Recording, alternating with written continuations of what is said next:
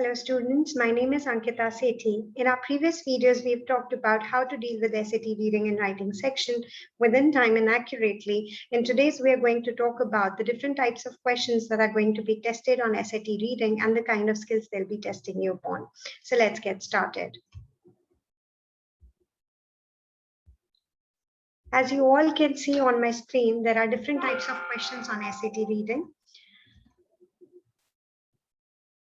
The major types are big picture questions, specific detail questions where the line references are given, inference questions, function questions, tone and attitude questions, vocabulary and context questions, paired questions, and infographic questions.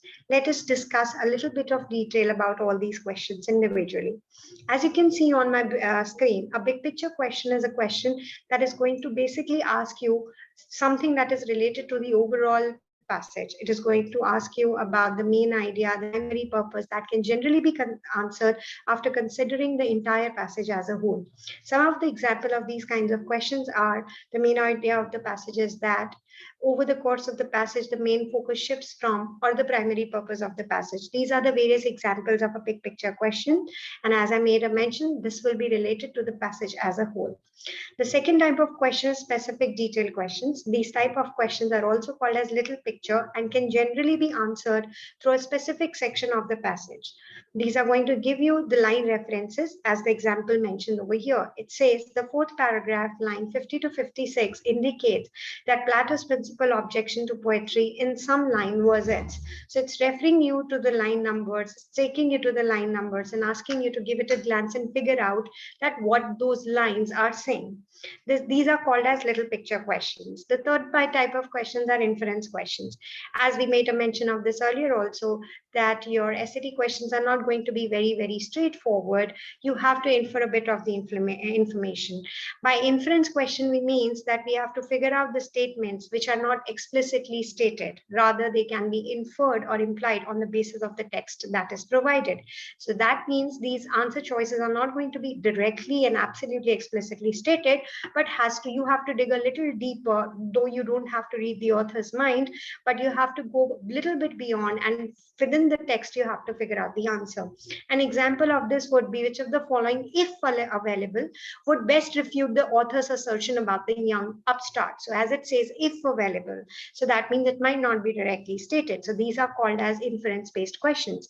The next is function questions. These questions ask you about what is the function of a particular phrase or a line. As it says, the author of the passage uses the quotation in lines 5 to 6 primarily as. So it may ask you how these lines, what function do they serve, what is the purpose of these line numbers, maybe a phrase, maybe a word. So what is the role that is being played by that particular section?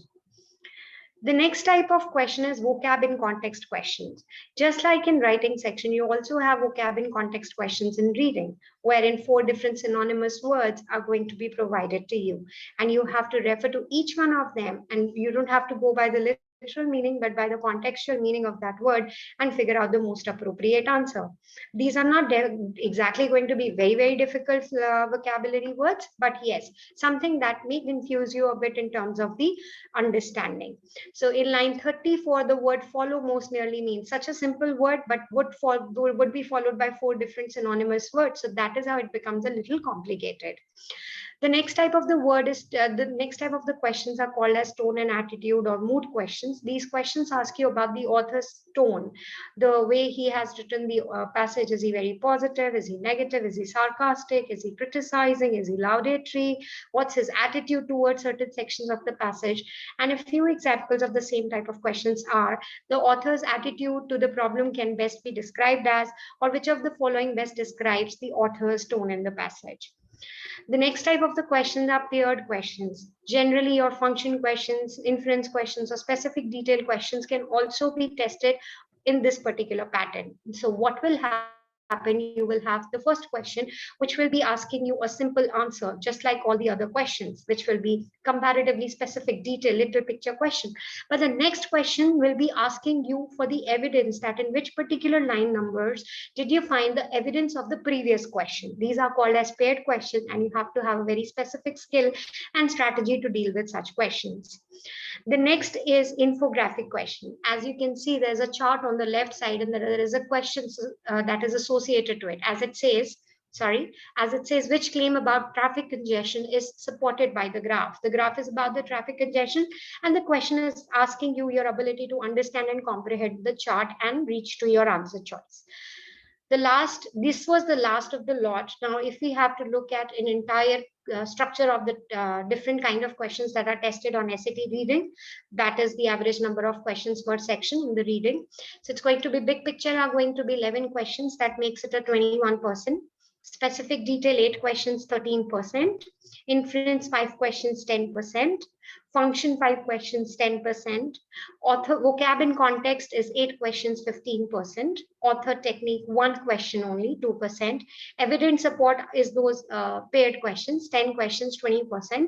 And data reasoning are those infographic questions, and 5 questions, 10%. A total of 52 questions and 100%. I hope this information will help you to deal with your SAT reading section better. And if you really want to stay updated about the next videos, keep signing in. Thank you so much.